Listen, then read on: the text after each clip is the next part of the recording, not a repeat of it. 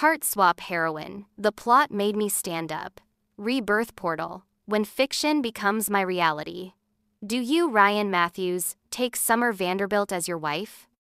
To love, honor, and cherish her, for better or worse, till death do you part. I do. Ugh. Even in my dreams, I'm stuck in novel plots. I really am a hardcore bookworm. My head was pounding. After drinking all night, I still had to work today. I struggled to open my eyes. The harsh neon lights stung my eyes. A sea of guests in black, an opulent wedding venue. And especially that devastatingly handsome groom standing right in front of me. Oh God, all that heavy drinking really does damage your body and mind. I'm actually hallucinating. Do you, Summer Vanderbilt, take Ryan Matthews as your husband? To love, honor, and follow him, for better or worse, till death do you part. The voice exploded in my ears. I snapped awake. Right now, I was wearing a wedding dress, standing center stage, being held by this gorgeous guy. Getting married? Wait. Summer Vanderbilt? Ryan Matthews? These are names from that romance novel I've been reading. Ryan Matthews, that scumbag who was deceived by the green tea bitch, Chelsea Vanderbilt, blinded by love. To get a heart transplant for his white moonlight Chelsea, he pursued Summer, pretending to marry her. On their wedding night, Summer would be sent to the operating table to have her heart cut out while still alive. I looked around at the surroundings. The audience was packed with guests, and Chelsea was among them. Right now, she had a face full of jealousy and anger, her hands clenched into tight fists. Damn! I've transmigrated? And into the body of an unlucky female lead who's about to be sent to the operating table by her new husband. Ryan frowned at me. Summer, what's wrong? Are you willing to marry me? I made a snap decision and shouted, no. I'm not willing. My words caused an uproar in the audience. Ryan's face instantly darkened like storm clouds. I didn't give him a chance to forcibly end the ceremony. I immediately ran down from the stage and grabbed Chelsea, dragging her up to the altar. Everyone listen to me. Actually, the person who's most compatible with Mr. Ryan Matthews is my sister, Chelsea Vanderbilt. I was only here because of family pressure. Two people who don't love each other can't be happy together. These two are truly in love. Let's all bless my sister and brother-in-law.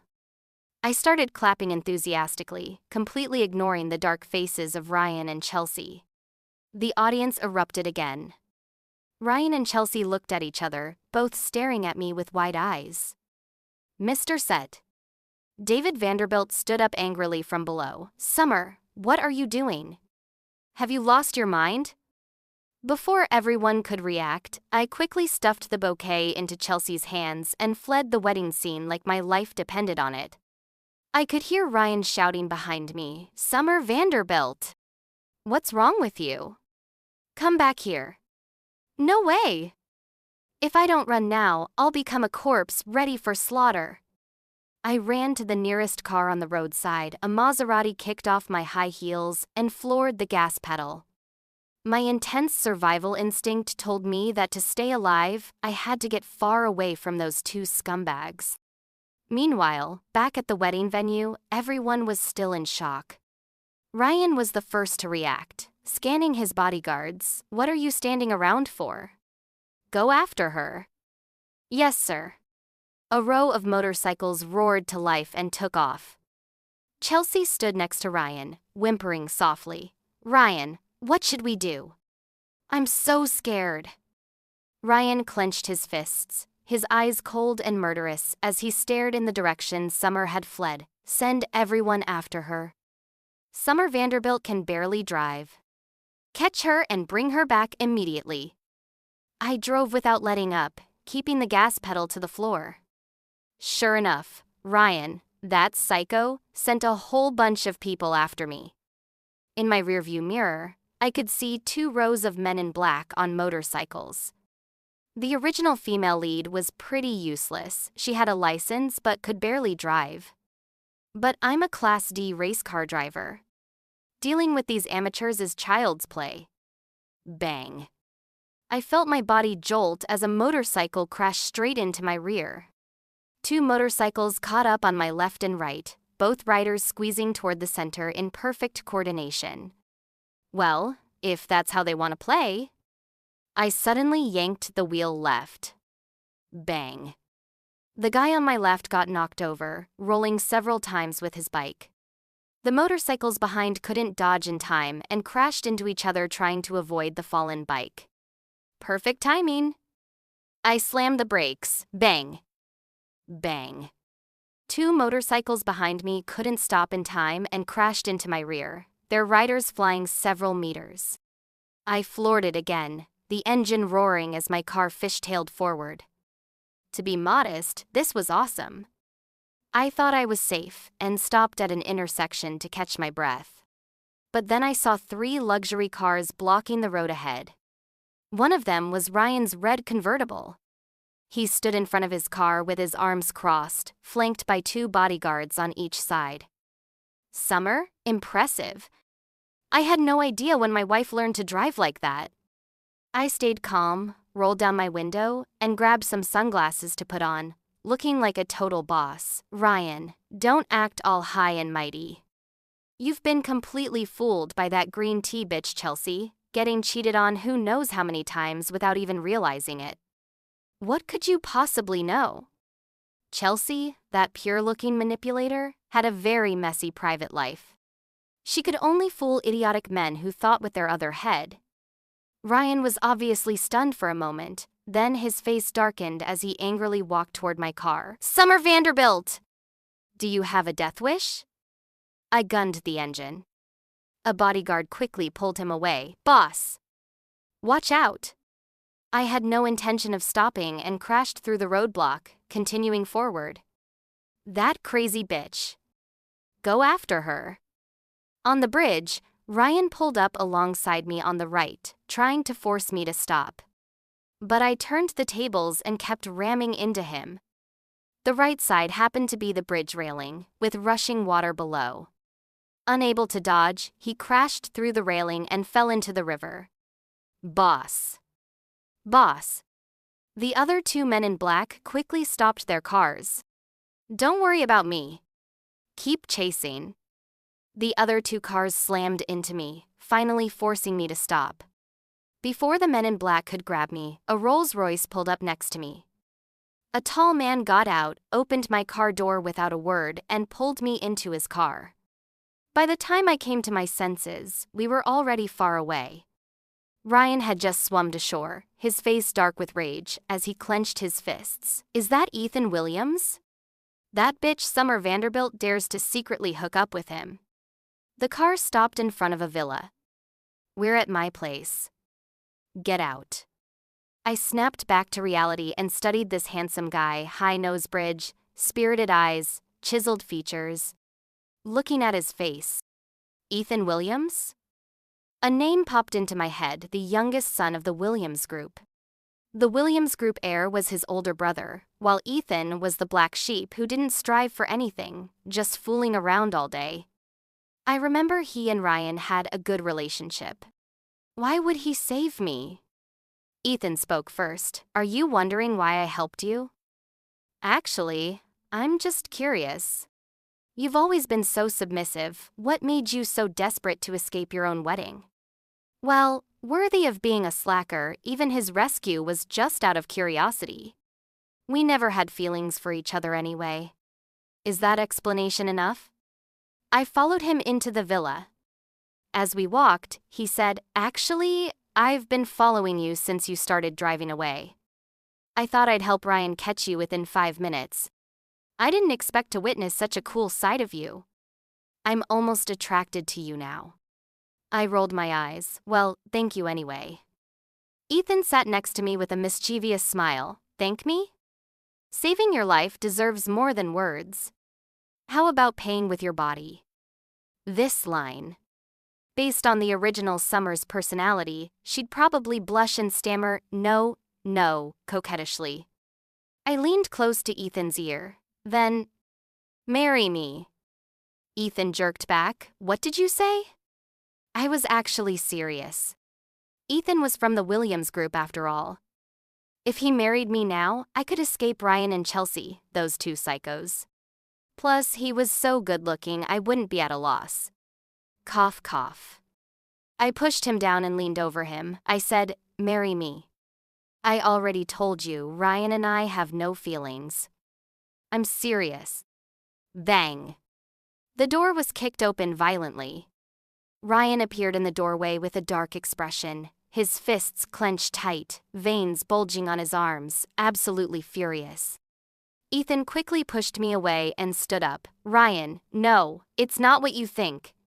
I was afraid you were angry and might hurt her if I brought her back, so I brought her here to rest. I swear I was planning to send her back to you.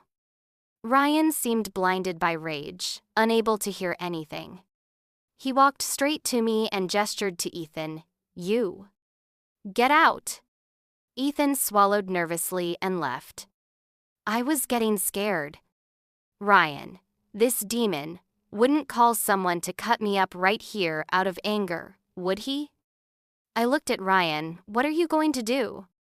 Ryan, weren't you acting all horny just now? What's wrong? Scared of your own husband? I stood up, trying to look intimidating. What husband? We didn't even finish the wedding ceremony. Who would be unlucky enough to marry a demon like you? Ryan glared at me. Who was it that used to say she'd give up her life just to be with me? Now I see you're just a slut who'll sleep with anyone. You were only pretending to be innocent and pure before, weren't you? Fine, I'll satisfy you. Ryan suddenly picked me up horizontally. Ah, what are you doing? I screamed instinctively. This man was already associated with scalpels in my subconscious. When he touched me, all I could think of was the image of a cold scalpel slicing through my chest. Too terrifying. Ryan carried me upstairs. Didn't you say we didn't finish the wedding ceremony? Let's go straight to the final step. I want to see just how slutty a woman like you can be in bed. Did I hear that right? Ryan hated me so much, but still wanted to sleep with me? He really is a psycho. A demon. Let go of me. Let go. I struggled desperately, even scratching his neck bloody, but he didn't even flinch and continued carrying me upstairs. Ah. Ryan threw me onto the bed, which hurt my tailbone from the impact. I crawled to the edge of the bed, curled up in a corner, trying to buy some time with stalling tactics. Ryan. I think doing this at someone else's house isn't appropriate. How about we go home first and not disturb others? Unexpectedly, this made Ryan even more furious. What? You can't bear to do this kind of thing with me in your beloved man's bed? Afraid it would hurt his feelings? Ryan took off his shirt as he spoke. Don't worry, he's a playboy who slept with countless women. As long as you don't mention marriage, he welcomes anyone. So don't overestimate your place in his heart. After removing his shirt, his bronze skin and six-pack abs were visible. Great body, but in my current state of mind, it looked disgusting. He unbuckled his belt while staring at me expressionlessly. Are you going to undress yourself, or should I help you? I'll do it myself, but I'm a bit shy. Could you turn around first? Ryan smiled wickedly and slowly turned around. This should be my last chance to escape. In a flash, I jumped off the bed and rushed toward the door like a madwoman. The doorknob of destiny was right in front of me, when suddenly, I felt my body lift off the ground as strong hands gripped my waist. Still trying to play tricks on me? I think you really don't want to live. Ryan lifted me up and threw me back on the bed. No, I just wanted to take a shower. This time, he didn't give me any chance to make excuses. He pressed his entire body down on me, pinning me firmly beneath him. Ryan! Listen to me, you love Chelsea. You can't sleep with other women, or you'd be unfaithful. I was still trying psychological warfare. Rip the sound of fabric tearing.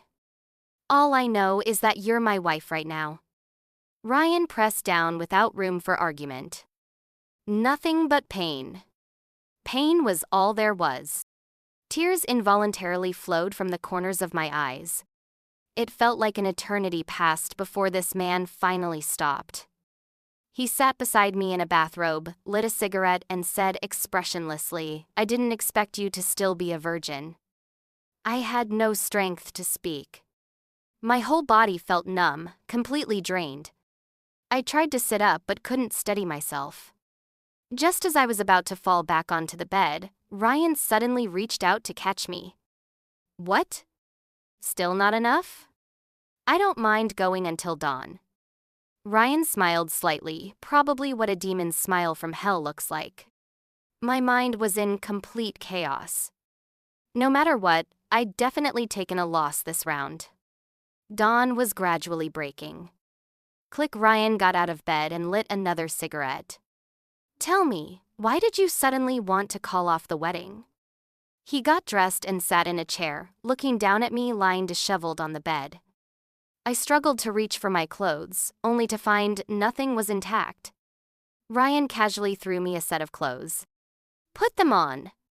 There's no need to refuse clothes. After all, you're my wife now. I put on the clothes, got out of bed to drink some water, trying to slowly recover my strength.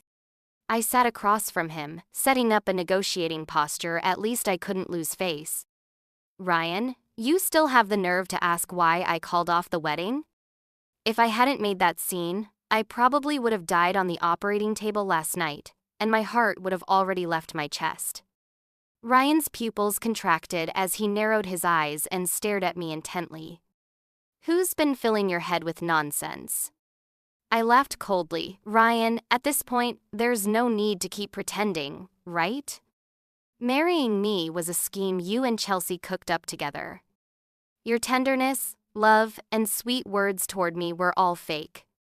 The purpose was to trick me into giving up my heart to save Chelsea, wasn't it? Ryan stared at me blankly for a long time. He smiled slightly. You're right, that's exactly it. I've only ever loved Chelsea. I was just deceiving you. I calmly picked up my water glass and splashed it in his face. You claimed to love Chelsea but still slept with me. Scumbag. Ryan was stunned again. The next second, he suddenly stood up and grabbed my throat, pressing me against the wall. Let go. I felt like I was suffocating. Ryan stared at me coldly. Summer Vanderbilt. From the wedding onward, I've felt you were strange. How could someone who was always submissive and timid as a mouse do something that made me lose so much face? And you can race cars? Curse at me. Splash water on me? Are you crazy, Summer Vanderbilt? Ryan, let go of me. He suddenly released my throat, and I instinctively took several deep breaths. You'd better explain clearly why you've become like a completely different person in just one day. Summer Vanderbilt, what happened to you? Or maybe, you're not Summer Vanderbilt at all? Ryan leaned close to my face, his face almost touching mine as he studied me carefully. Who are you really? After I caught my breath, I pushed him away. Ryan, you're acting like a paranoid lunatic right now. You know that? Who else could I be but Summer Vanderbilt? I'm just not the same Summer Vanderbilt who let you manipulate her anymore. I want to live my own life. Ryan calmed down, then burst into laughter as if he'd heard the funniest joke ever. Ha ha ha ha, live your own life? Summer Vanderbilt, let me ask you, do you even have a self? Ever since your mother died when you were young, you've been desperately trying to please your father. When you grew up and met me, you desperately tried to please me. Let me tell you, your essence is a weakling with no opinions or thoughts, someone who can only depend on others. Slap. Without a word, I reached out and slapped him hard. For a moment, the air seemed to freeze. 5 red finger marks instantly appeared on Ryan's handsome, pale face. He was stunned for a second, then bit his back teeth and suddenly reached out to grab my hair, yanking it back hard.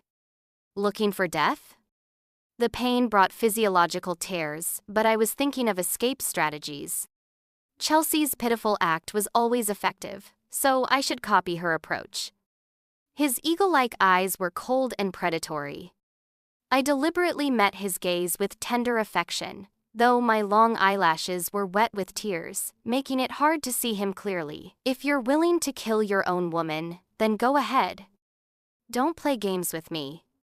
Ryan's eyes showed a moment of retreat, which I was clever enough to catch. You're right, I am weak. You're so powerful you could crush me with one finger. How would I dare play games?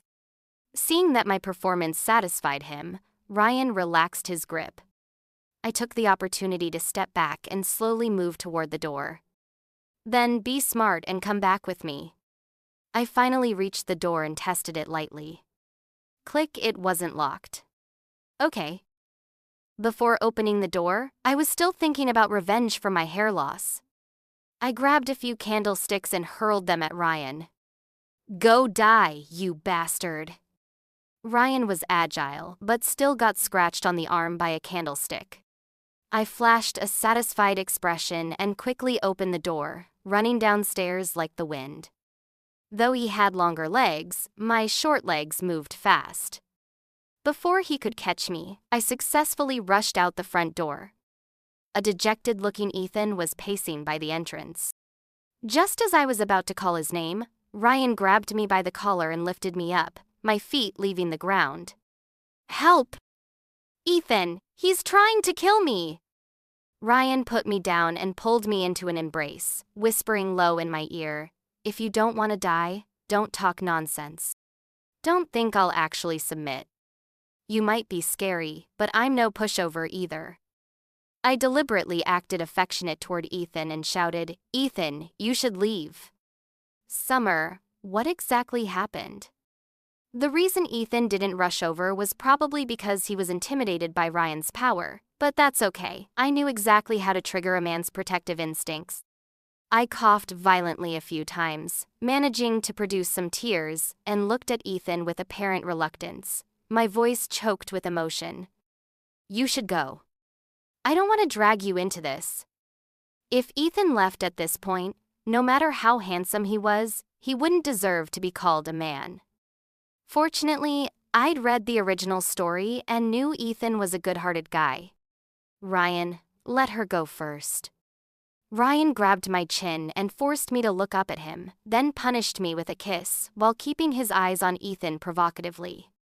After what felt like forever, he finally released me and warned Ethan, get lost. Seeing that Ethan was getting scared and about to submit to Ryan's intimidation, I came up with another plan. Ethan, forget what I said before, and the promises you made. I won't mention them anymore. Ryan had been quite smug, but hearing me imply he was being cuckolded, he rushed over and grabbed Ethan by the collar, throwing a punch. Ethan didn't dare fight back and turned to run, but Ryan kicked him down. While they were fighting intensely, I took the chance to slip away and escape. Sadly, in this vast world, I could only go home, though it couldn't really be called a home, more like a den of wolves. As soon as I walked in, everyone was already gathered, all looking resentful.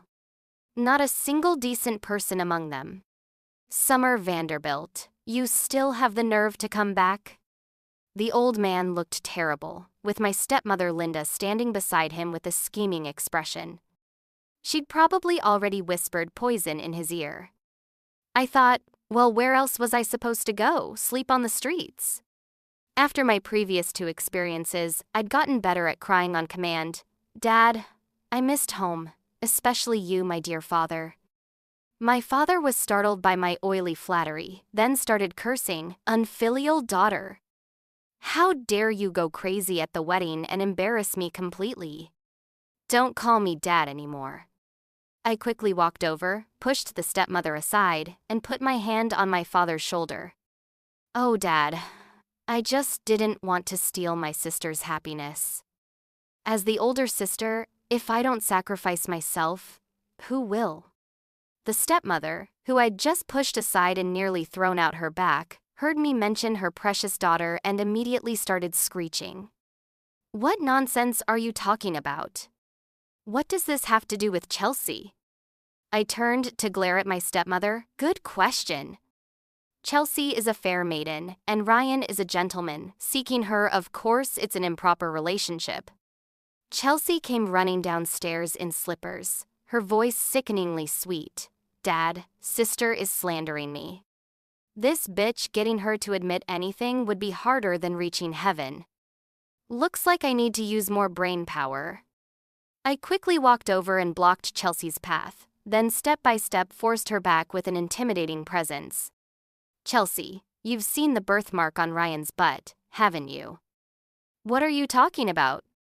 I advanced while she panicked and retreated, probably still confused about how I knew about their affair. Ryan told me himself. He said you even complimented his birthmark. Chelsea was completely terrified, shaking her head frantically. You're lying! I haven't slept with him yet. This woman was great at playing innocent but had terrible psychological fortitude. I stopped and smiled with satisfaction. Oh, really? So you're admitting you two have something going on? Seeing she'd been exposed, Chelsea ran past me to my father's side, crying like a delicate flower. Dad, sister is bullying me. Sister wants to ruin my reputation. My father actually patted her back with a doting expression. This guy was clearly biased. Seeing my dad felt sorry for her, my stepmother added fuel to the fire. Summer, you used to be gentle and lovely, but now you must be crazy. David, we should send her to a mental hospital. Sigh, to think she'd go crazy just like that. What a family misfortune. David Vanderbilt and the others were all in cahoots. I knew that with a stepmother comes a stepfather. This family had long since stopped being the Vanderbilt family. Stepmom, examinations are indeed necessary, but not for me. Some people pretend to be sick when they're not. They should definitely be thoroughly examined. Chelsea turned pale when she heard this, her lips trembling. What are you talking about? I'm saying my heart hurts and I need to go rest. I deliberately hinted at Chelsea, scaring her into looking deformed with fear as she frantically signaled to my stepmother. Okay, let's call a truce. I'm tired. I wasn't just any kind of tired, every cell in my body was screaming for sleep. If I kept fighting with this evil mother-daughter duo, I'd probably need an oxygen tank. You still have the nerve to be tired? Do you know what kind of mess you've caused me? Hurry up and come with me to the Matthews family to apologize. Just as the mother-daughter pair shut up, my dear father came out to make trouble. He was thinking about his precious daughter Chelsea threatening with illness, so he issued orders to my stepmother. Stepmom, please help me convince Dad that getting angry is bad for his health. I also learned to act like a green tea bitch, giving meaningful looks to my stepmother. Being blackmailed, she had no choice but to help smooth things over. David, let's go tomorrow then. I went back to my room and slept like the dead. When I woke up, it was already noon the next day. I was so hungry I could have eaten a whole cow. Passing by the living room, I saw the black-faced family of 3. They all looked preoccupied, with the exhaustion of people who'd sat up all night on a train without closing their eyes. Rich people really have it good. Breakfast was a mix of Eastern and Western cuisine, over 20 dishes spread across the table. I ate heartily until my stomach hurt before stopping. Even better was yet to come. There were actually maids to style my hair and help me choose clothes. Looking at it this way, the female lead's suffering was all because of her own weakness. Dressed in a black and white princess bubble dress with a black bow, I got into the extended Cayenne behind my dad's car. I knew this car was part of Ryan's bride price. Seeing Ryan again, his eyes flashed with murderous intent the moment he spotted me. He probably already knew I'd used Ethan to play him. Son-in-law, it's all my daughter's fault. I've brought her here to apologize to you. As soon as my dad saw Ryan, he became servile without any dignity of an elder. Ryan didn't respond to him, just stared at me malevolently. Fine, I forgive her. Ryan definitely wasn't being kind. He just wanted to trick me into coming back so he could take my heart to offer to his beloved. Son-in-law is so good-tempered. My father had nothing but harsh words for his kind daughter, but endless praise for this vicious son-in-law. I was disgusted. Father-in-law, now that the misunderstanding is cleared up, leave her here and you can go. My dad looked like he'd just dropped a huge burden, grinning happily. Before leaving, he seemed to accept another check from Ryan. After Dad left, Ryan grabbed my throat. Your dad's gone. Cough, cough, good riddance, that bastard who sells his daughter. Ryan was shocked that I'd curse my own father like that. His pupils showed surprise, but his grip didn't loosen at all. Cry. Didn't you love using tears to deceive me? Cry for me. Looks like this guy really holds grudges. Having seen through my tricks, he looked especially angry. Being strangled to the point of suffocation, I struggled to spit out 2 words, heart. Attack. As if waking from a dream, Ryan released me. I fell to the ground like a leaf, and excessive oxygen rushed into my chest. From coughing to dry heaving, I made a complete fool of myself in front of him. Guards, lock her up. Suddenly, someone lifted me up. My legs had no strength. I'd been scared just now, though I hadn't been very frightened when he was choking me. Now I was having an aftershock of fear. After being dragged a few steps, I gathered my strength and made a dash for the coffee table, grabbing a fruit knife and holding it to my own throat. If I die, she'll die too.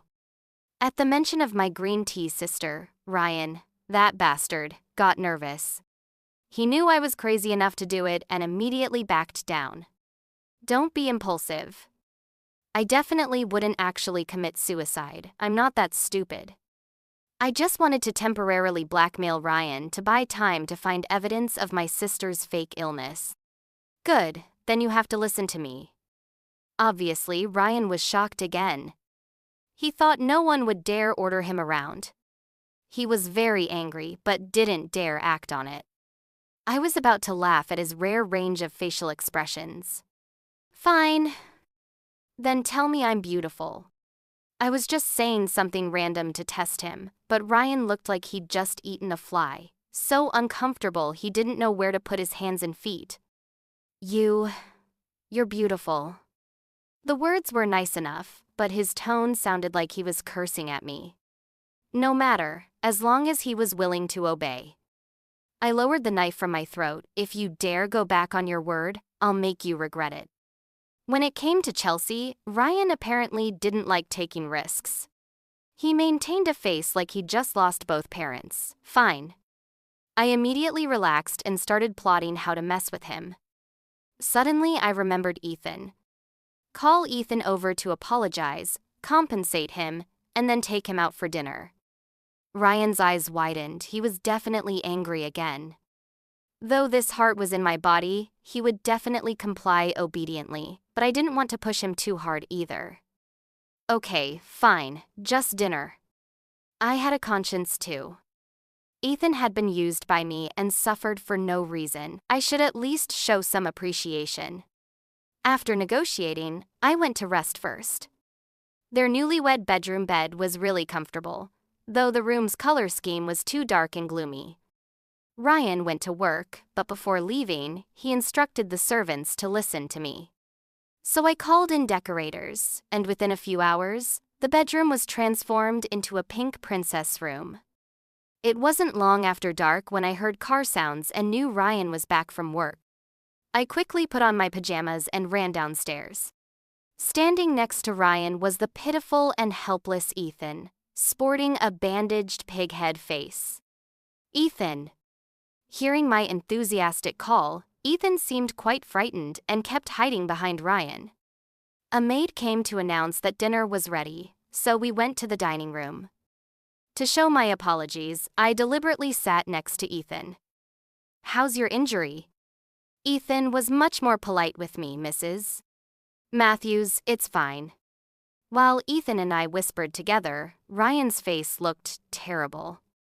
The way he cut his steak looked more like he was cutting my head. I was being watched by Ryan now, so it wasn't convenient to act. To get evidence of Chelsea's fake illness, I could only rely on Ethan. After explaining my plan, Ethan agreed to help. I felt more guilty in my heart.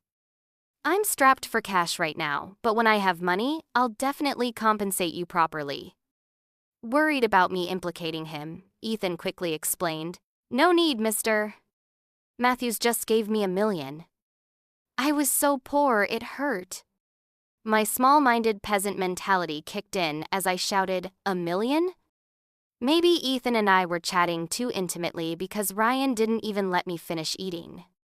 He picked me up like a flower pot, set me down, then hoisted me up again, carrying me all the way to the bedroom. He kicked open the door and saw the pink wonderland inside, plus a Hello Kitty doll that had rolled onto the floor. After thinking for a moment and confirming this was his bedroom, Ryan loosened his hands and I crashed to the ground with a thud.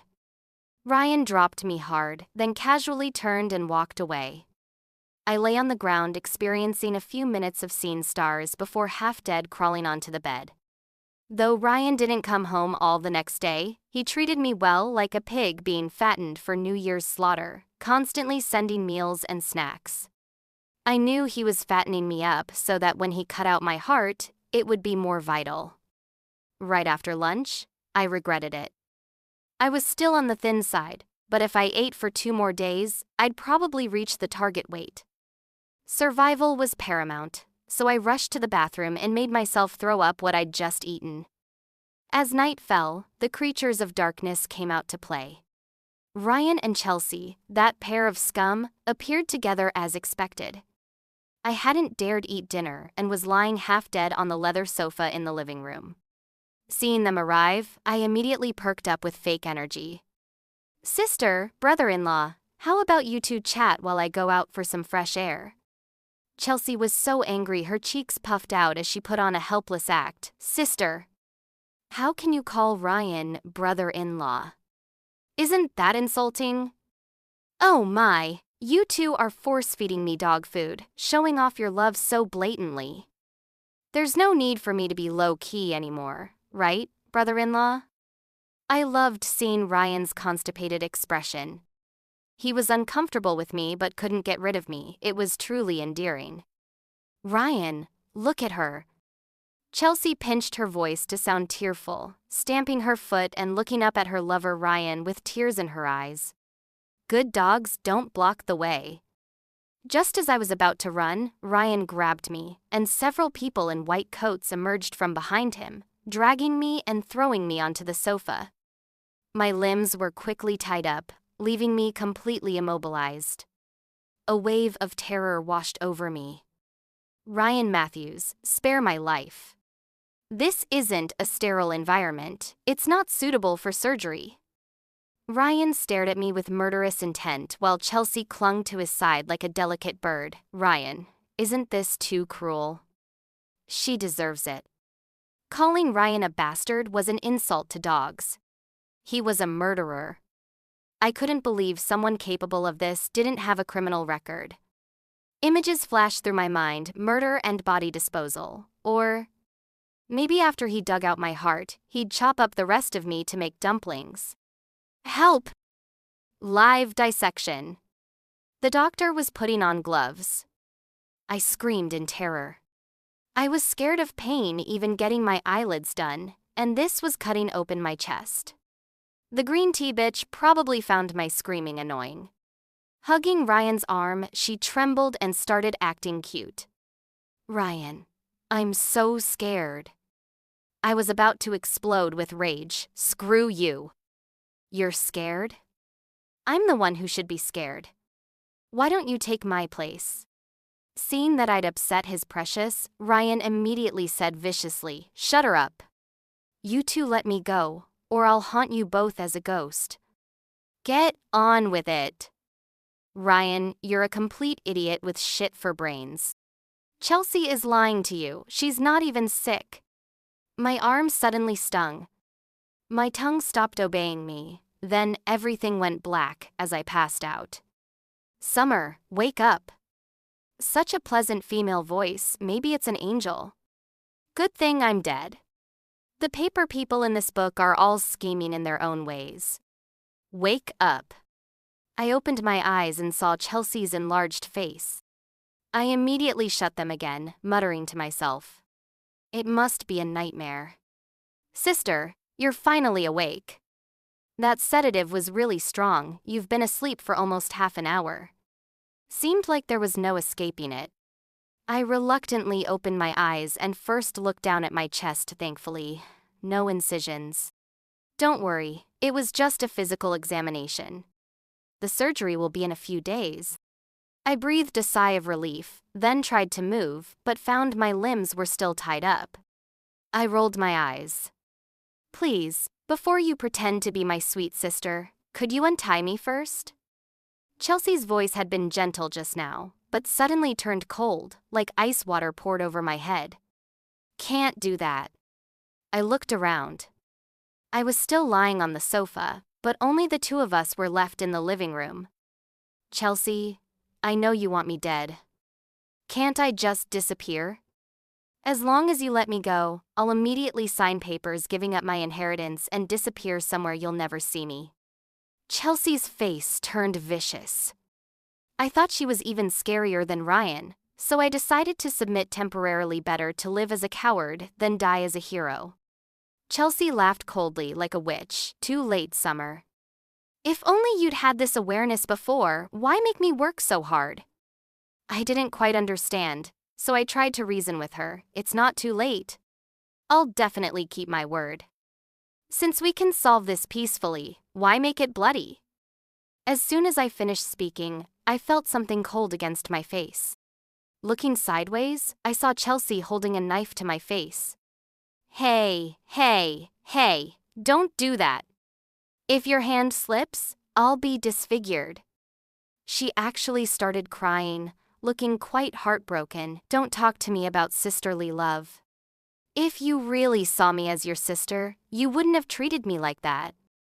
I was too scared to think straight, but I tried hard to remember if I'd missed any details when reading the book. The female lead never harmed this green tea girl. Chelsea, calm down. Put the knife away first. Chelsea suddenly cried with her whole face contorted. I hate you. Did I dig up her ancestral grave or something? No, wait. We share the same ancestors, and I don't have that hobby anyway. I swear, I never hurt you. Shut up. You seduced Ryan. You two already slept together, didn't you? Hearing her hysterical scream, I felt like thunder had exploded in the sky. This green tea girl must have had dog blood for breakfast today. Actually, we were husband and wife. Wasn't it normal that we slept together? What was this mistress crying about? This. Don't try to lie. I could tell when the doctor tried to undress you and Ryan got upset. If it wasn't from this green tea girl's mouth, I wouldn't have believed it. Ryan actually protected me? What does that have to do with whether we slept together or not? Chelsea was furious, her face badly distorted. He sent the doctor to the hospital. That's great, saved on transportation costs. How dare you make light of this? Chelsea swung the knife. I instinctively dodged, but couldn't avoid it completely. I felt a sharp pain in my ear and screamed. Ah! I thought I was smart enough, that my silver tongue could turn any situation around, but Chelsea wasn't falling for any of it. With this one cut, Chelsea made me scream like a slaughtered pig. She was trying to disfigure me, but I could only move my head while everything else was immobilized. I was completely at her mercy. Help! Ryan, come save me! I don't know why, but maybe because Ryan was the male lead of this book, in my most desperate moment, I suddenly started screaming his name. At least it was better than praying to the Jade Emperor. Stop screaming. He went out. For the next cut, I resigned myself and closed my eyes, but Chelsea cut the rope on my hands instead, then stood there laughing coldly at me. I quickly untied my other hand and the ropes on my feet, then ran outside like lightning. Chelsea remained standing in place, her smile resembling the slit-mouthed woman from horror stories. With a clatter, Chelsea dropped the knife. I touched my ear, my hand came away covered in sticky red blood. "You're finished. I'm going to report you." I turned to run but crashed into a chest as hard as iron. Looking up, I saw Ryan's grim face. I couldn't tell if he was friend or foe, so I tried to go around him, but he reached out and grabbed me. "Ryan, I know you're domineering and cold, but you're not a psychopath. You wouldn't really kill someone, would you?" "Chelsea's gone crazy, please stay rational." Behind us, Chelsea had already composed herself and now wore a panicked, helpless expression.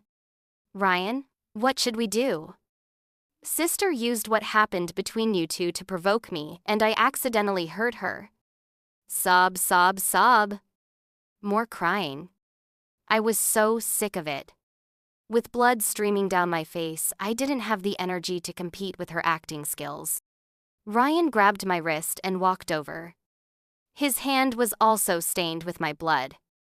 I felt like I was about to be silenced, my heartbeat louder than drums.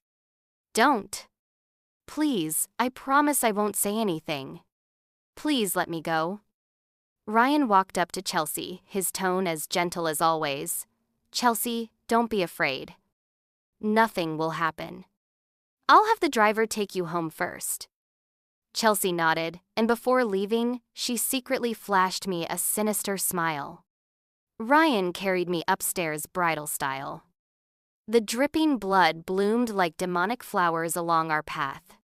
I sat on our newlywed bed, huddled in a corner, timidly watching Ryan standing in front of me. The blood had stained my new pink bedsheets. "Ryan, I'm in so much pain. I used to think they were all just paper characters, so I could mess with them carelessly. But now the threat to my life was real, and all that pain was bone-deep reality too." Seeing my gruesome, terrifying wound, he seemed to suddenly come to his senses, frantically searching for gauze and clumsily wrapping it around me, then helping to press on my wound. I was so moved, at least Ryan was helping me. From when I'd known him until now, this was the first time I felt any kindness from him. "The doctor will be here soon." I had scared myself badly just now, and hearing his promise, I burst into tears. Wah, wah, wah, I lost so much blood. I'm definitely going to die. I was terrified, the fear of death making my hands and feet ice cold. Ryan's little bit of warmth couldn't warm me at all. "You won't die." If you died, what would happen to Chelsea? My crying stopped abruptly. "I thought, Ryan, please be human." The family doctor arrived quickly and told me to breathe deeply before giving me anesthesia. I had the misfortune of seeing the needle so long and gleaming coldly. Ryan, who was watching with an icy expression, glared at me when I called his name, wanting me to behave. "I'm scared." "Come here." I'd been most afraid of injections since childhood. Even though Ryan and I had a blood feud, in this critical moment I had no choice but to rely on him. Ryan clearly didn't want to indulge my dramatics and turned to leave. Afraid I couldn't coax him back, I resorted to cursing. "If you leave, may you be cursed with no descendants." Ryan turned around and came back with his long legs. He obviously wanted to beat me up, but seeing my half-face covered in blood, he seemed to consider where to strike. I took the opportunity to grab his pants and enthusiastically motioned for him to sit beside me, "Sit here and keep me company." Seeing that I'd nearly pulled his pants off, he had no choice but to sit properly. I took the chance to grab his hand. Mine was smaller, so I could only hold 3 of his fingers, making his articulated large hand look like a chicken claw. Ah. When the anesthesia went into my body, sharp pain shot through me and I screamed. "You're too loud." Ryan was still complaining about me at a time like this. The injury I'd received was because of his precious lover. The anesthesia took effect, and during the stitching, I maintained a cold expression while plotting in my mind how to stab a few holes in Chelsea's body in return. The wound was deep, but fortunately not long. The stitching took about 10 minutes, and bandaging was even quicker. After it was over, Ryan's hand was covered in my sweat. He pulled away in disgust, took out a handkerchief to wipe it, then threw the handkerchief away. Remember, stay away from Chelsea from now on. I regretted it. If I'd known they both had murderous intent, I shouldn't have played weak. I should have fought them head-on. How about tomorrow you let Chelsea come over? I want to apologize to her in person. Maybe knowing I was full of tricks, Ryan looked wary. No need. You just focus on recovering so we can do the surgery sooner. Ryan was back to talking nonsense. Anyway, we were heading toward death. I decided to go all out. Yes, I accept my fate. But I'm afraid Chelsea won't be happy, and my remaining days will be difficult. I just want to make amends. Ryan's eyes held deep coldness as he looked at me suspiciously, then left without saying anything. I slept until the middle of the night when the anesthesia wore off. The pain made me cry constantly. I hate being wronged, and even if it costs me my life, I absolutely must get revenge. The next evening, Ryan brought Chelsea over. Chelsea still wore that innocent expression like the whole world was persecuting her. Sister, you wanted to apologize to me? Seeing her made my teeth ache with hatred. I got up from the sofa, trying hard to control my facial expression to show remorse. Yes, I really regret it. I walked over barefoot, not caring how cold the floor was. Feeling Chelsea's contemptuous gaze, I stopped in front of her. I regret not killing you. Right in front of Ryan, while they were off guard, I grabbed Chelsea's hair with my left hand and slapped her hard with my right. Chelsea let out a ear-piercing scream like a cat in heat when I slapped her hard. Ryan grabbed me and lifted me off the ground. He seemed about to hit me, but I bit down hard on his arm. I used all my strength in that bite, and my mouth filled with the taste of blood. She's crazy. Ryan, be careful, Summer's gone crazy again. Chelsea hid behind Ryan, covering her swollen face and screaming frantically as if she'd discovered a new continent. Ryan seemed immune to pain. Despite my vicious bite, he didn't even frown, just flung me away with his hand. I slid far across the floor and ended up face-planting like a dog, knocking over a trash can in my attempt to protect my wound, spilling garbage everywhere. Ryan, she hit me! It hurts so much you have to protect me. Obviously, one slap from me wasn't enough, and Ryan's retaliation was too light for Chelsea's liking. She was unsatisfied and desperately tried to fan the flames. My heart was full of rage. Looking at Chelsea's troublemaking mouth, I had only one thought make her shut up. I tried to get up and suddenly felt something in my hand. Looking down, I saw an empty syringe from yesterday's treatment that had been knocked out of the trash can. I quietly gripped the syringe. While Ryan was comforting Chelsea, I quickly circled around and jabbed the needle into Chelsea's shoulder, then yanked it out. Ah! Blood seemed to spray out as Chelsea's whole face contorted in pain, and she screamed loudly. Chelsea, you better remember this. If you dare mess with me again, I'll kill you. Maybe it was the bloody syringe in my hand and the killer's evil gleam in my eyes that made even Ryan stare at me in shock for several seconds. I was prepared for him to kill me to protect his beloved woman, but he didn't move. Blood. I'm bleeding. Chelsea touched her wound and fainted at the sight of blood.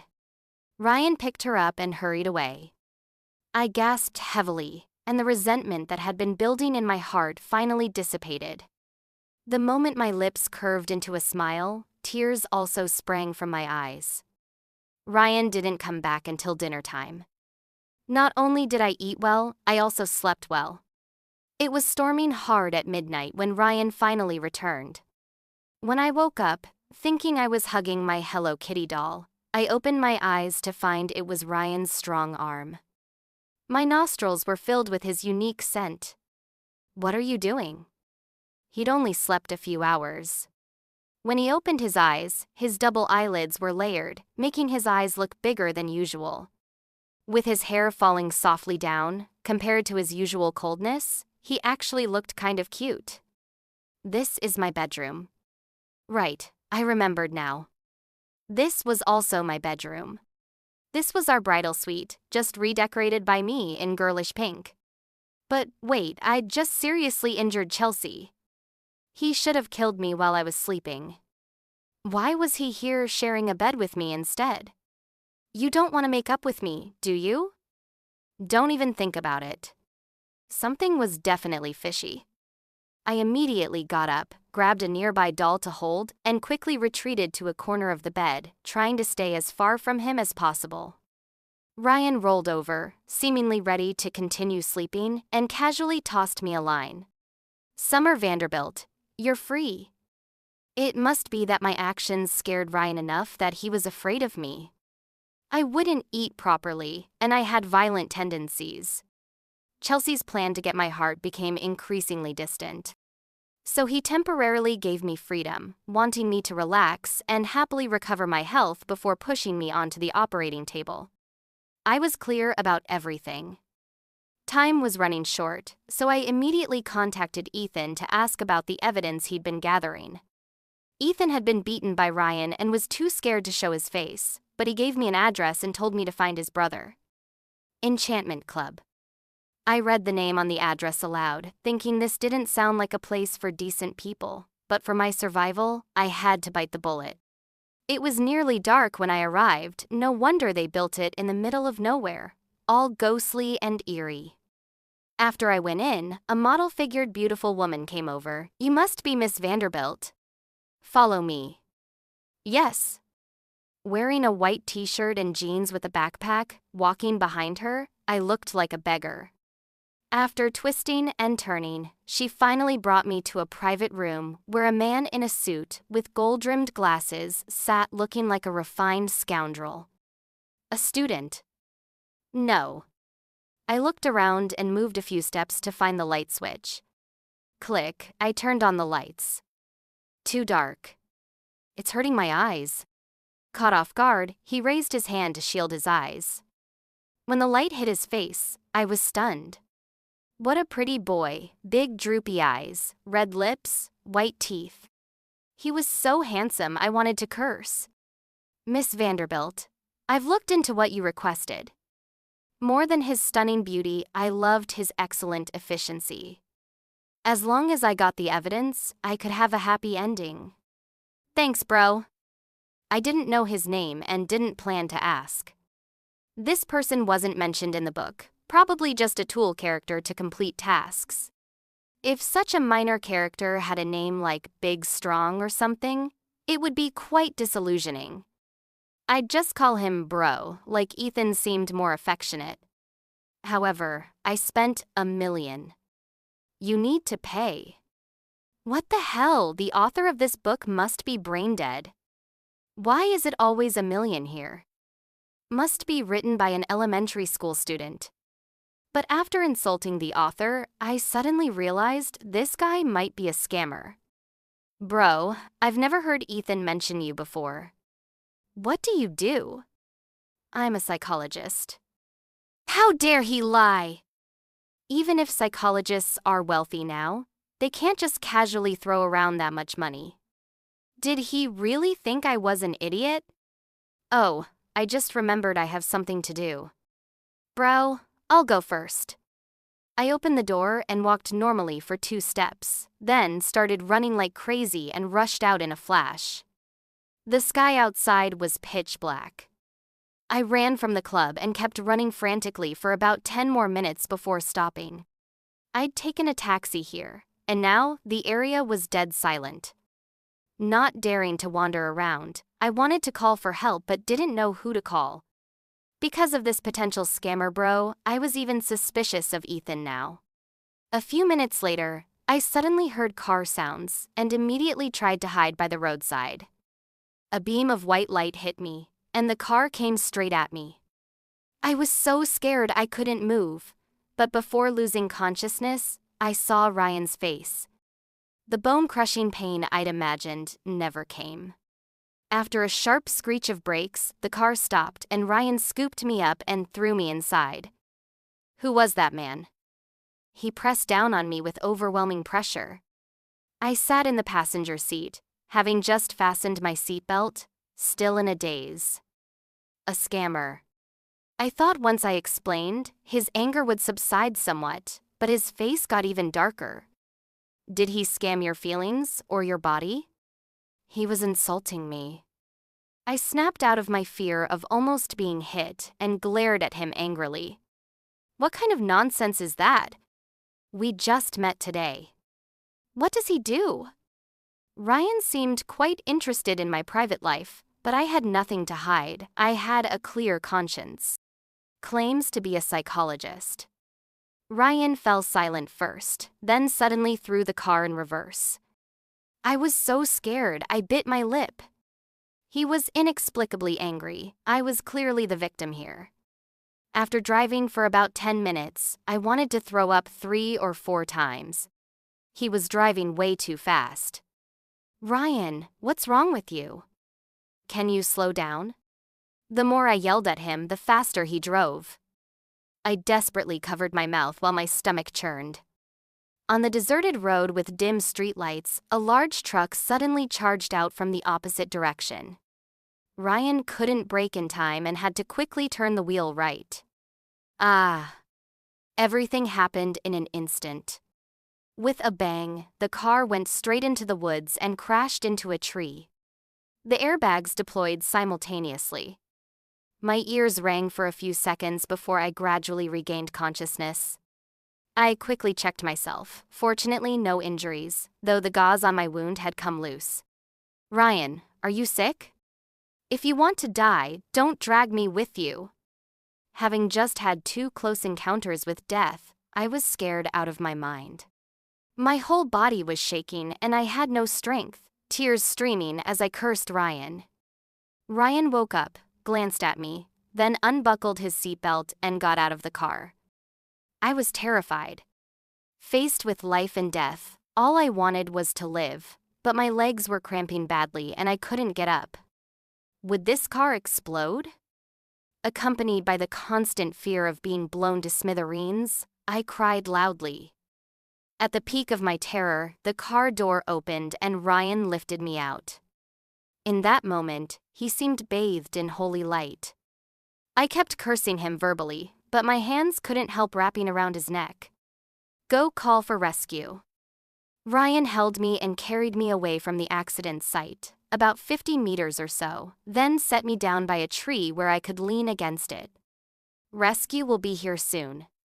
I'd been too busy crying to look at him properly. Hearing him speak, I looked up and saw blood flowing from his forehead. Although Ryan and I were enemies, in this life or death moment, he hadn't abandoned me. I felt somewhat moved. Are you okay?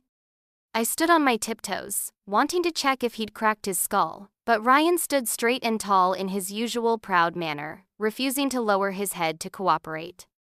Hey! You're bleeding, bend down so I can see. I was impatient and grabbed his arm, but he seemed distracted and said strange things. That man neutralized all the bodyguards I sent. He can't possibly be just a simple psychologist. I looked completely confused. You're jumping topics. Wasn't this what we were just talking about? Tell me. Who is he? Ryan suddenly yelled at me. I could see his eyes were bloodshot. He was serious now. Just Ethan's brother. He tried to scam my money. What's your relationship with him? He was questioning me like a real husband, but he looked like a demon, so I didn't dare challenge him. No relationship at all. Just met him, don't even know his name. If you want, you can ask him yourself. Ryan's right hand moved to my neck, his thumb stroking close to my unhealed wound. As someone who'd just experienced life and death, I was especially timid. I'm not lying. I looked at him pitifully, reaching out with both hands to hold his left hand pleadingly, hoping he'd spare my little life. Ryan's hand slid to the back of my neck. I looked at him in surprise as his overwhelming kiss crashed down on me. I didn't dare dodge. Ryan was radiating murderous energy. If I resisted, he could easily snap my neck. After Ryan finished kissing me, he finally leaned down and pressed his forehead against mine. I don't care who that man is. If I catch you meeting with him again, I'll kill you both. I was full of question marks. What was wrong with him? Why was he suddenly acting like a domineering CEO with me? Had he hit his head and mistaken me for Chelsea? Ryan's forehead was burning hot. His weight suddenly leaned on me. There was no way I could support such a tall guy. Hey, Ryan, enough already. Stop trying to take advantage of me. Before I could finish speaking, he collapsed like he'd lost control. Luckily, I was quick and grabbed his arm, using the leverage to let him lean against the tree and sit down. Ryan's eyes were closed, his eyelashes longer than most women's. I didn't have time to admire his beauty and quickly found the head wound. It looked pretty scary. Ryan, it's not too bad. Just hang in there. Fortunately, I was wearing long sleeves today. I bit a small hole with my teeth, then tore off a long strip of fabric. I checked Ryan's wound for foreign objects, then used the fabric to wrap his head several times and pressed on the wound to stop the bleeding. Summer Vanderbilt. Ryan was semi-conscious, softly calling my name. This usually arrogant man was triggering my protective instincts right now. Don't be afraid. I won't let anything happen to you. I'd been afraid of the dark forest since childhood. Compared to the smoking car not far away, the strange sounds from unknown creatures in the surrounding woods were even more terrifying. Ryan, wake up. I think there are ghosts in these woods. Ryan suddenly hugged my waist, pressing his whole face against my chest. If I couldn't see he was injured, I might have slapped him to death. Don't sleep. I was actually more afraid of him dying. Despite my harsh words, I was fundamentally a kind person and hadn't thought about how his death would save my heart. Summer Vanderbilt. Ryan seemed like he was dying, as if he wanted to give me his last words. I could only put my ear close to his mouth. You have to save Chelsea. Even dying, he was still thinking about that green tea bitch. I pushed him away. Save her yourself. Go die. Ryan didn't die. I attributed it to the expensive car's high safety features and his subordinates arriving in time. Anyway, evil truly does live for 1,000 years. But I wasn't entirely without gains. During Ryan's semi-conscious state, I caught on that he protected Chelsea so much because Chelsea had been lying through her teeth. She'd fabricated lies about me bullying her since childhood, causing Ryan to have serious prejudices against me.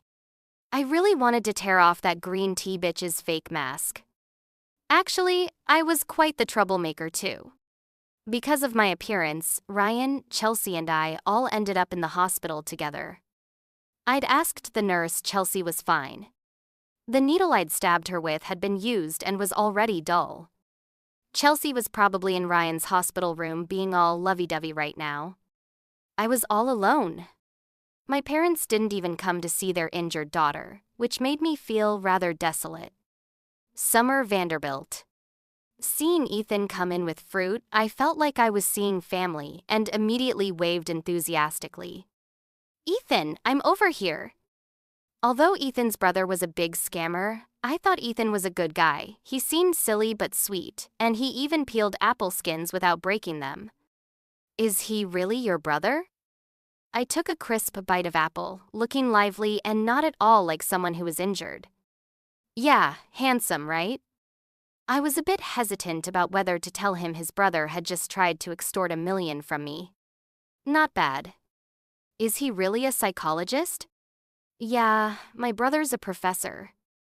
We have tons of thank you banners from patients at home. I couldn't help but start doubting myself. Maybe the handsome brother was just joking with me, and I'd reacted like an idiot and run away. Seeing I didn't quite believe him, Ethan pulled out his phone and showed me a photo of his brother standing next to thank you banners, proudly showing it off. I zoomed in, it didn't look photoshopped. Seems like I judged a gentleman with a petty person's heart. Oh, I was quite rude last night. Please apologize to your brother for me. Too bad. If it weren't for your dad being greedy for money, you could have been my sister-in-law. I looked shocked. There was nothing about this in the book. Ethan was just cannon fodder, and his brother didn't even exist. How was he suddenly giving himself more scenes? Okay, let's not talk about that. Your brother said he got evidence. Can you help me ask if it's real? He said not to let me get involved. The big brother was being too mysterious. I was confused. While we were chatting, Ryan's bodyguards kicked in the door and dragged Ethan out. I followed in my hospital gown but was blocked by bodyguards before I could leave the room. Sir said the missus cannot go out. Couldn't Ryan's attention be fully occupied by his lovey-dovey time with Chelsea? Why was he still managing me? Unable to get out, I ran to the window to look. In moments, Ethan was beaten down, surrounded by several bodyguards. Where's Ryan? Tell him to stop. I'd just eaten the apple Ethan brought me. I couldn't just ignore his fate. Unfortunately, no one paid attention to me, no matter how much I shouted. I could only watch helplessly as Ethan was carried away. I couldn't do anything. After eating, I could only sleep. When I woke up, it was evening outside with beautiful sunset clouds in orange tones. I was thirsty and about to get up for water when suddenly the hospital room door opened and several unfamiliar men carried me outside. Don't shout, we're here to save you. In my panic, I glanced at the men carrying me. They looked like professional bodyguards from foreign action movies, very intimidating. I decided not to make a scene. After leaving the hospital, I was stuffed into a luxury car. My heart was racing, but I was relieved to see a familiar face. Big Brother. Seeing me again, he smiled and adjusted his glasses, looking like the most upstanding person in the world. Summer, have you thought it over? I scratched my head awkwardly. Bro, $1 million. I really can't come up with that much. If you don't have money, you could consider repaying with your body. I was shocked by his words. This was definitely not something a psychologist should say, more like a mental patient. Big bro, that's not appropriate. Doctor? Yan still had that gentle demeanor, like he was guiding a lost lamb. If he suddenly pulled out a Bible to preach to me, I wouldn't be surprised. Summer, I heard from Ethan that your husband is having an affair. I quite like you, emotions can't be forced. You could be with me. This Ethan really had a big mouth telling a stranger about my private life. Summer? Seeing me space out, he called my name again. I'm sorry, big brother. You are quite handsome, but my husband is too brutal. I don't want to drag you into this. This big brother must have been made stupid by too much teaching. Being so direct about pursuing a married woman made me question his mental state. Don't worry. Since I want you, I'm confident I can handle it. I thought you're a poor doctor, with what confidence? Ryan has money, power, and is ruthless. He could destroy your reputation in minutes. Big bro, I should go back. Thank you for wanting to save me, but I can't go with you. I opened the door to get out, but his iron grip caught my wrist. Don't leave. You belong to me now. I'd had enough of him.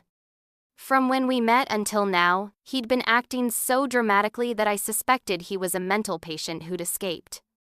I'm being polite because you're Ethan's brother, but let me be blunt, big brother, you can't beat my husband.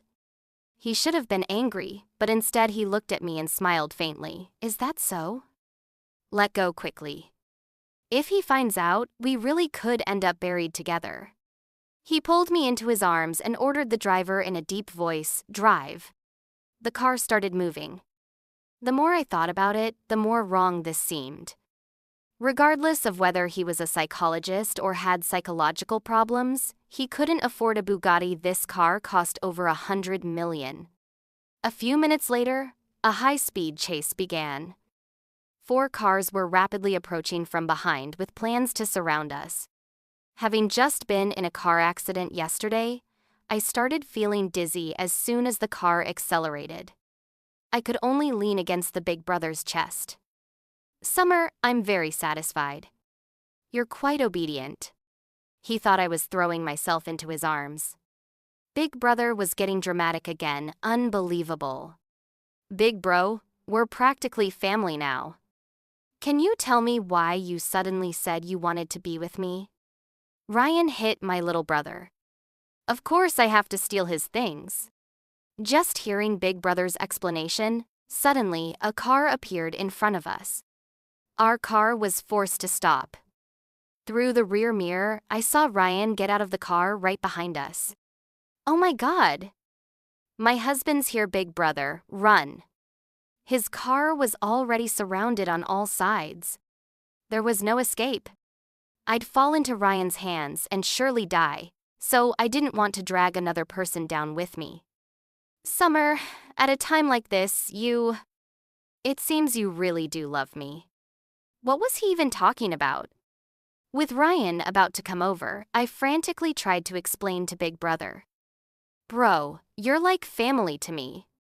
Even if you're getting revenge on Ryan, you should be going after my sister Chelsea, not me." He smiled warmly and held me as he opened the car door and got out. Seeing our intimate position, Ryan's whole body radiated a green glow. The fire in his eyes nearly set us both ablaze. "Summer Vanderbilt, come here." Ryan was ordering me. I was terrified of him, so I prepared to break free from Big Brother's embrace and go over, but I couldn't move. "She doesn't want to." Big Brother made the decision for me and held me even tighter. "Let her go." Ryan's eyes were blood red this time, directed at Big Brother. My facial muscles were a bit stiff from being scared by them both. "You two stop fighting." 2 men fighting over 1 woman is too melodramatic. This isn't a movie. Don't accidentally hurt me in the crossfire. Big Brother touched the gauze on my face, seeming to secure it better. "Take good care of yourself." As he spoke softly, he seemed to kiss my ear, then got in his car and left. I was in for a world of trouble. Disaster struck. My arm was grabbed painfully by Ryan as he practically dragged me to the car and roughly threw me onto the seat. I felt like he'd broken my ribs.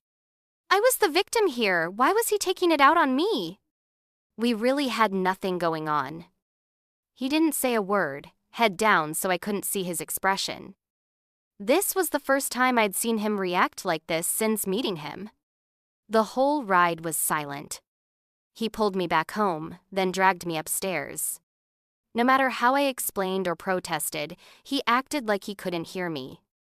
I was thrown into the bathroom, then he turned on the shower head and started spraying water all over me.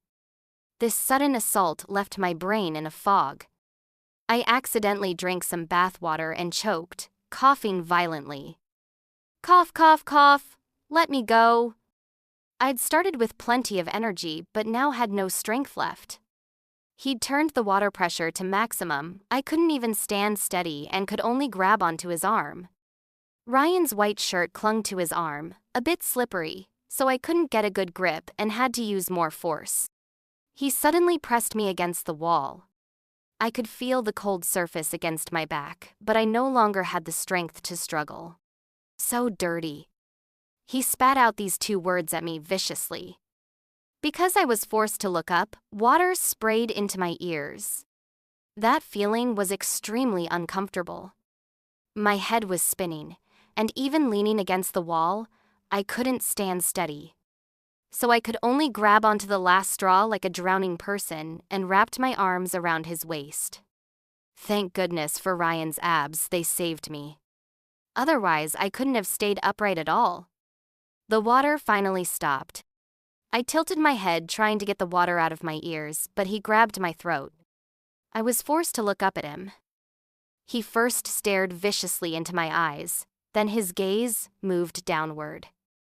I realized I was soaked through, even the shape of my underwear was visible. Afraid of being seen, I quickly covered myself. Don't look. Ryan smirked wickedly. You're already so dirty. Are you still afraid of me looking? I'd been powerless to fight back just now because I had no choice, but now he dared insult me. My little temper flared up. You're the dirty one. I'm pure as snow. If anything's dirty, it's from being touched by you. Ryan wouldn't listen to anything I said. His hand gripped my neck tightly. I told you if you met with that man again, you'd both die. Die? I thought Ryan was just talking tough before, but now his expression was more crazed than a killer's. He seemed serious about murder. He wouldn't drown me in this bathroom, would he? I'd already experienced that suffocating feeling and was terrified. Ryan, calm down. I was kidnapped by him. It was abduction. I finally remembered the key point I should have mentioned from the start.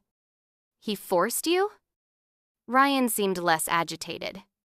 I quickly explained, yes, you're so wise and powerful, that's exactly what happened. I don't believe you. He got angry again and pressed me against the wall. The impact made my internal organs feel like they were falling out. It hurts. My wound got wet, it'll get infected. Actually, my wound was well wrapped with waterproof gauze, and I didn't feel any pain. But I had to learn from Chelsea and play pitiful. He glanced at where my wound was and suddenly picked me up, carrying me to the bedroom and setting me on the bed. He seemed somewhat gentle as he checked my wound. I took the opportunity to pull the blanket over myself. The gauze inside wasn't wet. He looked annoyed at being tricked and pulled away the blanket covering me, then basically ripped off my clothes in 2 moves. You, what are you doing? I was tongue-tied, my face redder than a cooked shrimp. Your clothes are wet. His voice was somewhat hoarse. Then he started undressing himself. After getting undressed, he pulled the blanket over both of us. Help! This guy had no self-control. I wasn't physically a match for him, and ultimately I lost. After this bastard finished taking advantage of me, he fell into a deep sleep.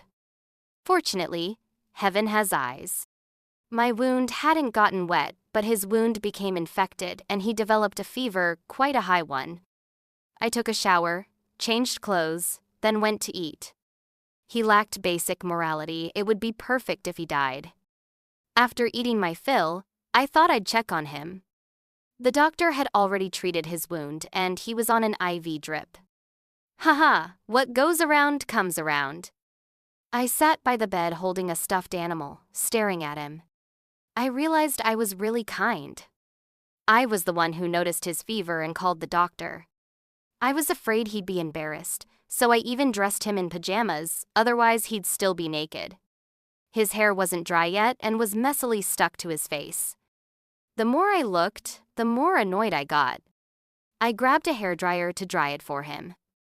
Ryan had good hair quality, and he looked incredibly well-behaved while sleeping. I squeezed his nose hard. He just made a small sound but didn't wake up. I was admiring Ryan's lips, which were prettier than most girls, when the butler came to comfort me. Madam, the young master will be fine. You don't need to worry too much. I'm not worried. The butler ignored my feelings and, knowing I was resistant, still assigned me the task of caring for Ryan through the night. Of course, I called Chelsea. It took forever for someone to answer, and when I said Chelsea's name, a man's voice responded. She's taking a shower. I was instantly stunned. Who are you? My blunt question seemed to scare the person, who hung up with a click. I sat on the bed analyzing the situation. Chelsea was taking a shower with a man in her room who seemed very guilty. Oh my God, heaven has eyes. This was cause for celebration. Ryan was being cheated on. Water. Ryan woke up. Seeing him now, I had an extra filter of pity. Poor devoted man, reduced to being a cuckold. Just a moment. I helped Ryan sit up and watched him gulp down most of a glass of water. You sleep. Don't worry about me. An inhuman thing occasionally saying something human made me a bit moved. Plus, knowing he was playing the role of a cuckold made me feel even more sorry for him. Sleep then. Ryan quickly fell asleep again. I had to change his ice towels and watch the IV, forcing myself to stay awake. Staying up all night gave me unusually clear thoughts. Since Chelsea was fooling around outside, I should take this opportunity to get photographic evidence. After much deliberation, I used the bedroom landline to call Ethan. But Big Brother answered, "We just separated, and you're already missing me?" "Big Brother, where's Ethan?" "I sent him abroad. I'll be using this number from now on." I didn't want to pry into family matters, so I shamelessly asked him, "My sister is currently with a man outside. Could you help me get photographic evidence?" "Sure." This time he didn't mention money, which was a relief. "Thank you, bro. Doing things for my woman is only natural." If Big Brother wasn't so devastatingly handsome, I'd find these comments a bit sleazy. "Actually, if you call me husband, I'd be even more willing to help you." "Husband?" I accidentally shouted, then quickly lowered my voice. "Can't do it. Just teasing you." My voice was too loud, and Ryan drowsily opened his eyes. "Who are you talking to?" I was done for. He definitely heard. I hung up the phone and put on a stiff fake smile to save my life. "Just the two of us here, so of course, I was talking to you." "Summer Vanderbilt, you actually dare?" Ryan must have clearly heard the word husband and thought I was taking advantage of him while he had a fever. His face flushed as he scolded me. "Oops, I thought you were asleep." "Sorry, I won't dare offend your majesty again." Just then, the last IV bag finished. Before I could serve him, Ryan roughly yanked out the needle himself. I attended to him like a servant, disposing of the needle. When I returned after throwing away the garbage, he still wasn't asleep, looking at me listlessly. He seemed a bit pitiful being sick. Again, thinking about him being cheated on, I went to sit beside him and touched his forehead. "You still have a slight fever. Come sleep." He domineeringly gave orders. I didn't dare refuse, and I was really tired, so I crawled into the warm bed but was immediately pulled into his arms. "Summer Vanderbilt, what did you call me just now?" "Say it again?" No way the character Ryan in the book didn't like Summer Vanderbilt. How was he seemingly trying to seduce me now? Plus, that term of endearment was so cringeworthy I couldn't say it no matter how thick-skinned I was. "Husband." I said it super fast, I couldn't even hear myself clearly.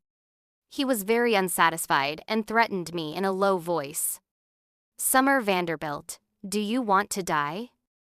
Seeing our brief tender moment about to collapse, I could only properly call him husband. "Wife." Something exploded in my head, probably my brain matter. He'd definitely fallen in love with me. Though I had no practical experience, I'd read thousands of novels.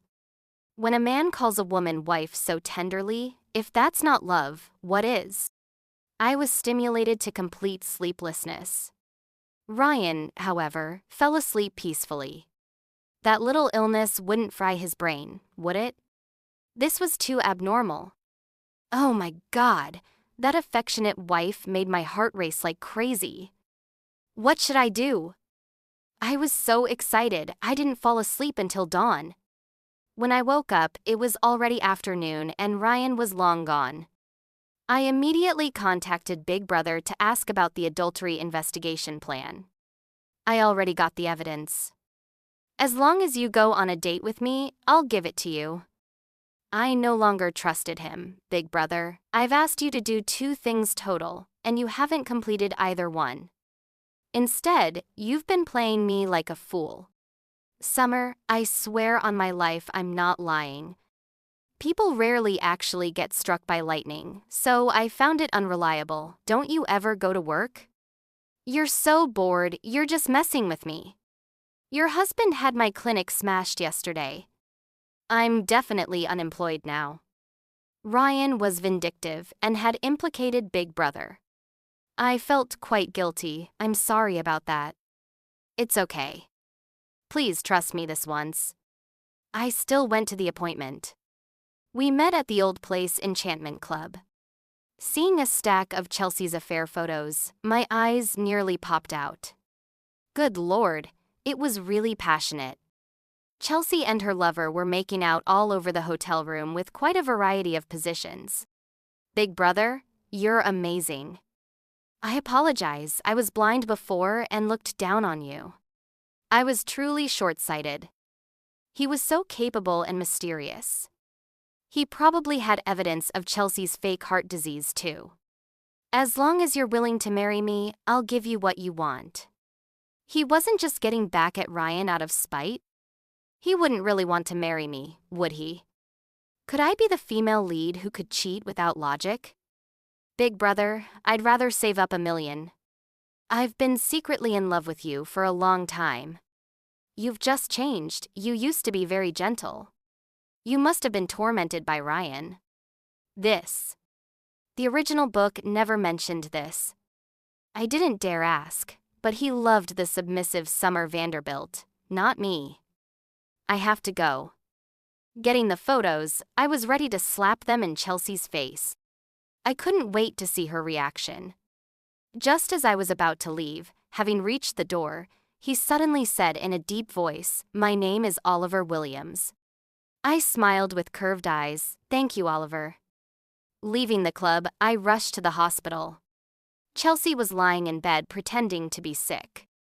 After such wildness last night, she was back to playing the victim. Chelsea, you shouldn't stay in hotels without closing the curtains. When she saw me coming, she was about to say something nasty, but hearing this, her face turned a bit green.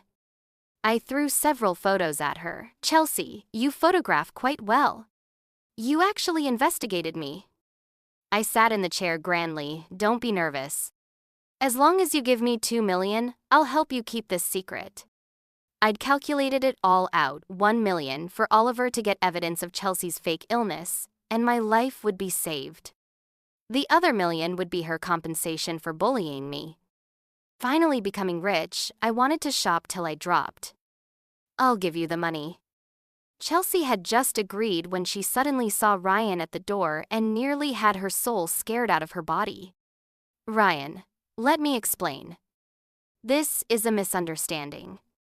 My $2 million wasn't secured yet and was already gone. My heart was in agony. When Ryan went over to look at the photos, I could feel he was very hurt, his whole body radiating an aura of dejection. Ryan, yesterday you abandoned me to chase after sister. I was confused for a moment and drank some alcohol. I was deceived. Please forgive me. Chelsea held onto Ryan tightly. I should have left as the third wheel, but my heart felt very uncomfortable seeing her pressed so close to him. Let go of me. Ryan had witnessed evidence of his lover's betrayal firsthand and looked completely dispirited, his voice very low. This pair of scumbags should tear each other apart for my entertainment. One dead, one less to worry about. But why did I feel so sorry for Ryan? I won't let go. Ryan, forgive me. I promise I'll be obedient from now on and won't give anyone else a chance. The photos were crystal clear. My green tea sister definitely wasn't forced, she was enjoying herself thoroughly. Her blatant lies made me furious. Seeing Chelsea spouting nonsense and desperately clinging to Ryan, I couldn't stand it anymore. I shouted at the top of my lungs, "Chelsea, let go!" My voice was full of energy, shocking them both as they looked at me. I'm talking to you. Whose husband are you hugging, you shameless bitch? I just wanted to help Ryan vent his anger, but Chelsea got fired up. Ryan, look how sister is bullying me. Seeing her about to play tricks again, I beat her to the punch. Chelsea, if you have any shame at all, let go of your brother-in-law. Chelsea wasn't backing down. How we are is none of your business. Mind your own business. I took a big step toward Ryan and domineeringly snatched the photos, then ran to the door and raised my voice. Is there anyone here to judge this? A sister-in-law is seducing her brother-in-law. Chelsea has a messy private life. Come see her steamy hotel photos for free.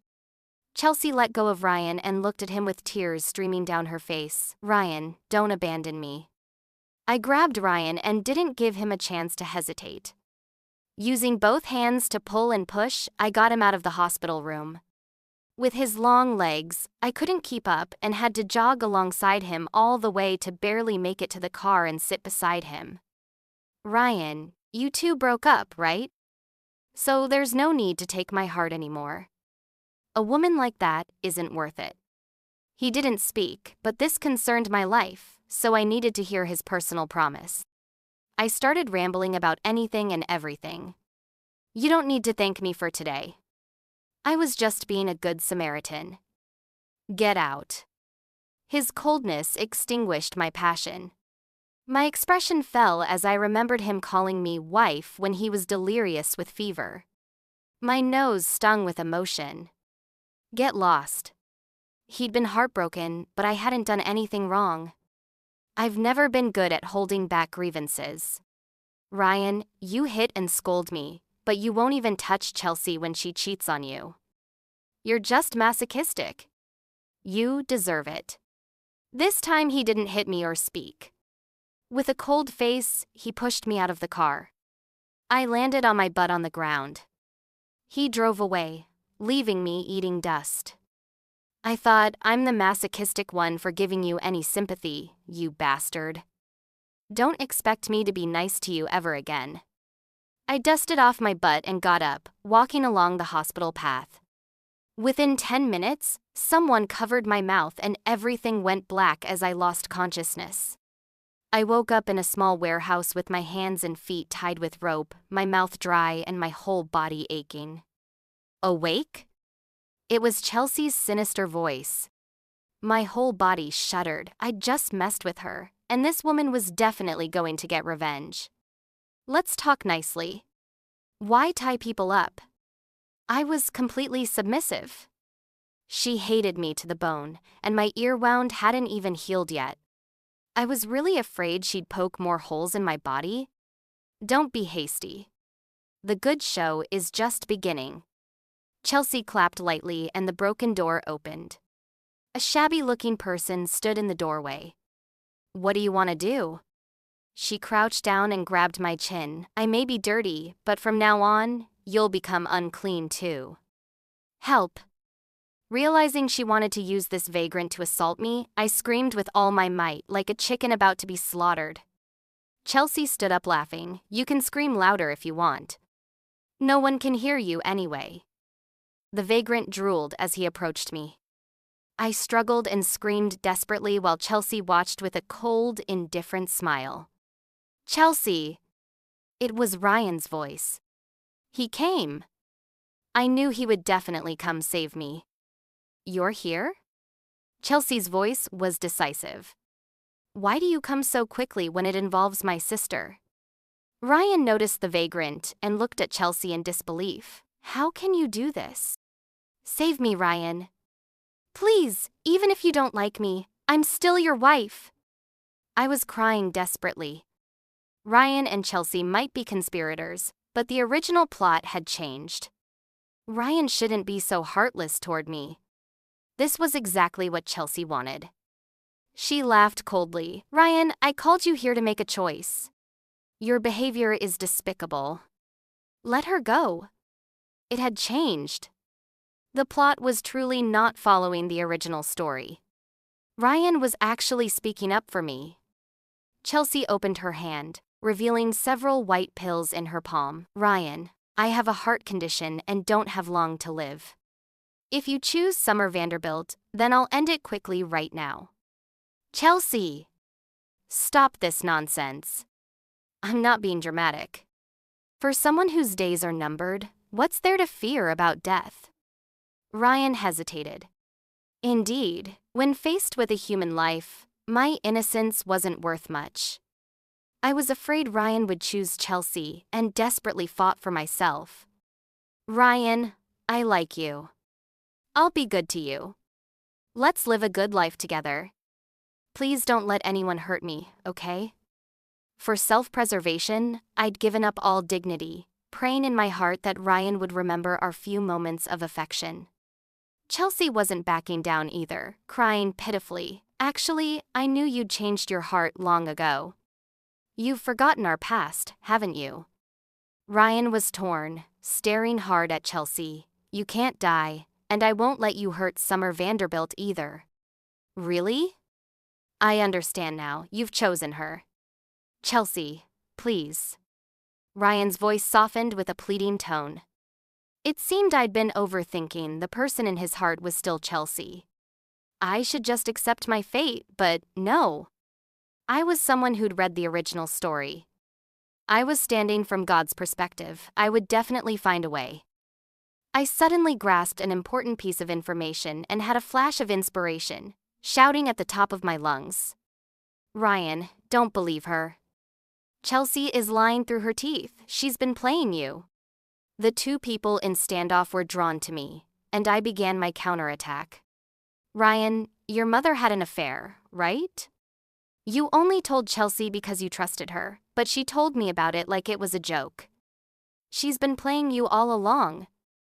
I remembered the original story mentioned that Ryan's mother had cheated, which was his greatest childhood trauma. Ryan had only told Chelsea about this. Chelsea looked shocked. How do you know? I never told anyone. For self-preservation, I had no choice but to violate my principles as a person. Chelsea, you also said Ryan's mother was dirty, that he probably wasn't even really a member of the Matthews family, but since he was rich, it didn't matter. Ryan looked thunderstruck, staring at Chelsea with hurt. Chelsea, so this is what kind of person you are? Ryan, I swear I never said that. I don't know how she knows. Chelsea, we're over. If you want to die, go ahead. I'd transmigrated into a book, something Chelsea could never figure out, even if she thought, until her head exploded. She was speechless, and Ryan came over to untie my ropes and lifted me up. He carried me to the car, then checked my hands and feet before looking up at me with concern in his eyes. Does it still hurt? No way Ryan wasn't an actor. He couldn't fake this kind of deep affection. I'm fine. Ryan reached out and roughly tousled my hair, somewhat awkwardly. You've been wronged. Looking at me as if he cared, he had some moments of retreat. Fortunately, I was clever enough to capture it. You're right, I am weak. You're so powerful you could crush me with one finger. How would I dare play games? Seeing that my performance satisfied him, Ryan relaxed his grip. I took the opportunity to step back 2 steps and slowly move toward the door. Then be smart and come back with me. I finally reached the door and tested it lightly. It wasn't locked with a small click. Okay. Before opening the door and leaving, I was still thinking about revenge for my hair loss. I grabbed a few candlesticks and hurled them viciously at Ryan. Go die, you bastard! Ryan was agile but still got scratched on the arm by a candlestick. I showed a satisfied expression and quickly opened the door, running downstairs like the wind. Although he had longer legs, my short legs moved quickly. Before he could catch me, I successfully rushed out the front door. A dejected-looking Ethan was pacing at the entrance. Just as I was about to call his name, Ryan grabbed my collar and lifted me up, my feet leaving the ground. Help! Ethan, he's trying to kill me! Ryan put me down and pulled me into an embrace, whispering threateningly in my ear, if you don't want to die, don't talk nonsense. Don't think I'll actually submit just because you're scary. You might be frightening, but I'm no pushover either. I deliberately acted affectionate toward Ethan and shouted, Ethan, you should leave. Summer, what exactly happened? The reason Ethan didn't rush over was probably because he was intimidated by Ryan's power. But that was okay. I knew exactly how to trigger a man's protective instincts. I coughed violently a few times, managing to produce some tears, and looked at Ethan with apparent reluctance, my voice choked with emotion. You should go. I don't want to drag you into this. If Ethan left at this point, no matter how handsome he was, he wouldn't deserve to be called a man. Fortunately, I'd read the original story and knew Ethan was a good guy. Ryan, let her go first.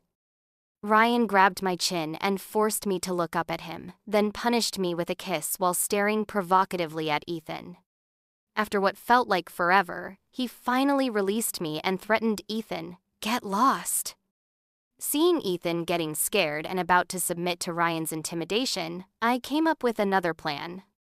"Ethan, forget what I said before and the promises you made.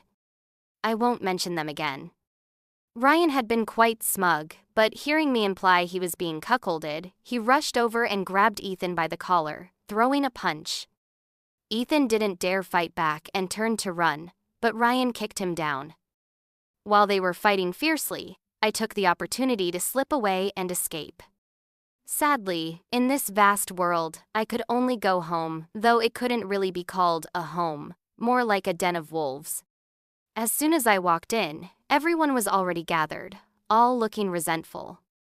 Not a single decent person among them. "Summer Vanderbilt, you still have the nerve to come back?" The old man looked terrible, with my stepmother Linda standing beside him with a scheming expression. She'd probably already whispered poison in his ear. I thought, well, where else was I supposed to go, sleep on the streets? After my previous experiences, I'd gotten better at crying on command, "Dad, I missed home, especially you, my dear father." My father was startled by my oily flattery, then started cursing, "Unfilial daughter. How dare you go crazy at the wedding and embarrass me completely? Don't call me Dad anymore." I quickly walked over, pushed the stepmother aside, and put my hand on my father's shoulder. "Oh, Dad, I just didn't want to steal my sister's happiness. As the older sister, if I don't sacrifice myself, who will?"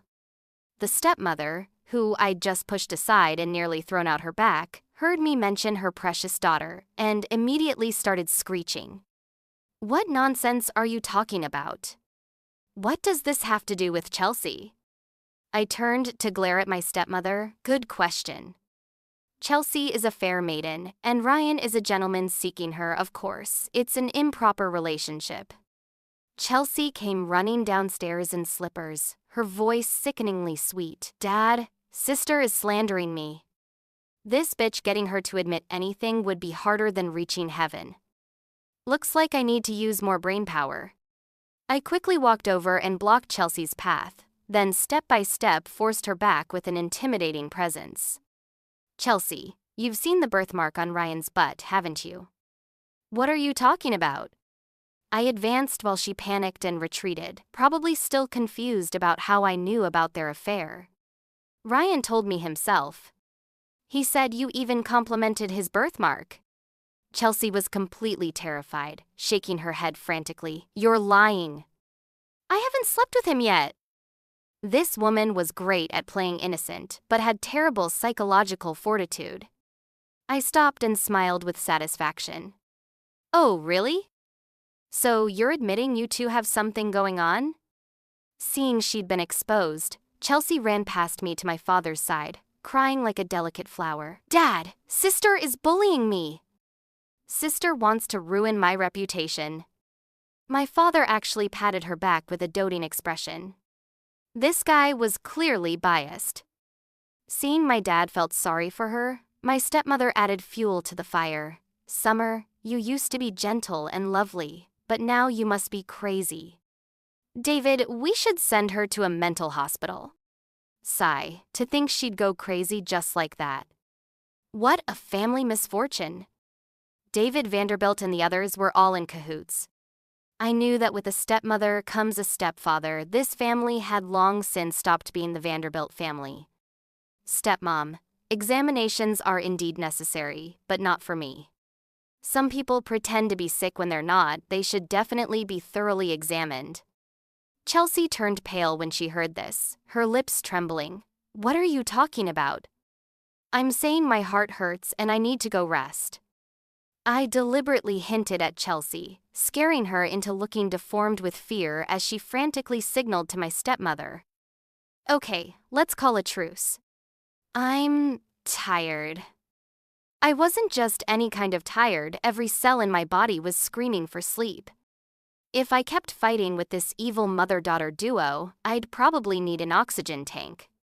You still have the nerve to be tired? Do you know what kind of mess you've caused me? Hurry up and come with me to the Matthews family to apologize. To be continued.